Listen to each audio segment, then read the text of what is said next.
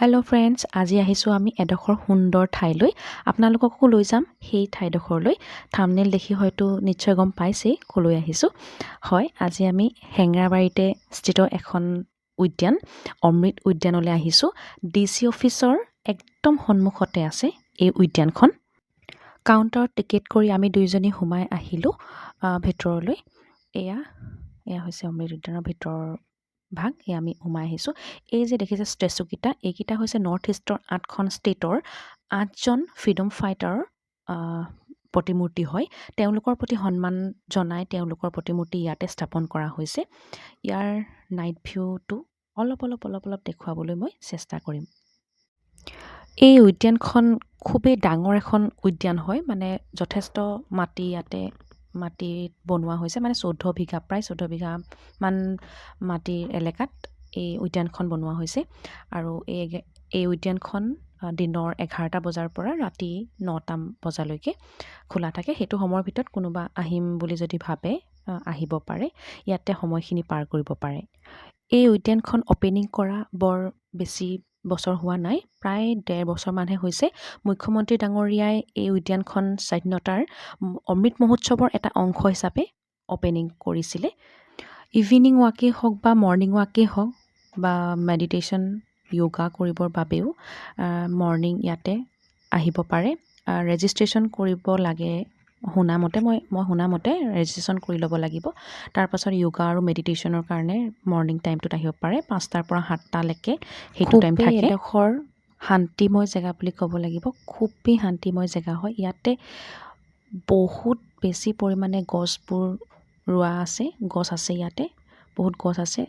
ৰাতি হৈ যোৱাৰ বাবে মই অলপমান ভিডিঅ'টোত ভাল ধৰণে মানে ধৰিব পৰা হোৱা নাই, কিন্তু মই নিজে দেখাত মানে কৈছোঁ বৰ ধুনীয়া এডোখৰ জেগা হয়, খুব শান্তিময় জেগা হয়। ষ্ট্ৰেছটো অট'মেটিকেলি মানে টেনশ্যন ষ্ট্ৰেছ এইবিলাকতো ফ্ৰী হ'বই, মাইণ্ডটো বহুত কুল লাগে। বহুত ধুনীয়া এডোখৰ জেগা হয়। এইবিলাক জেগা ধুনীয়াকৈ পাৰ্ক বনাইছে, সৰু বাচ্ছাৰ কাৰণে বনাইছে। আৰু এয়া দেখিবলৈ পোৱা গৈছে, ইমান সুন্দৰ জেগাডোখৰ।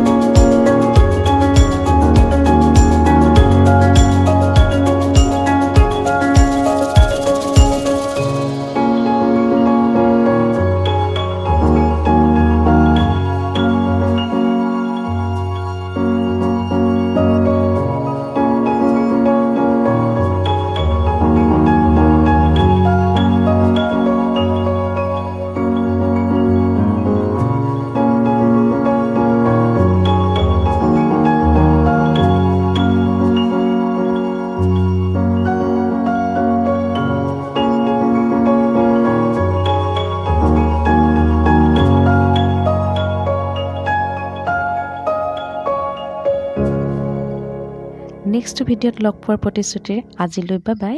যদি ভিডিঅ'টো ভাল লাগিলে প্লিজ এটা লাইক কৰিবলৈ নাপাহৰিব।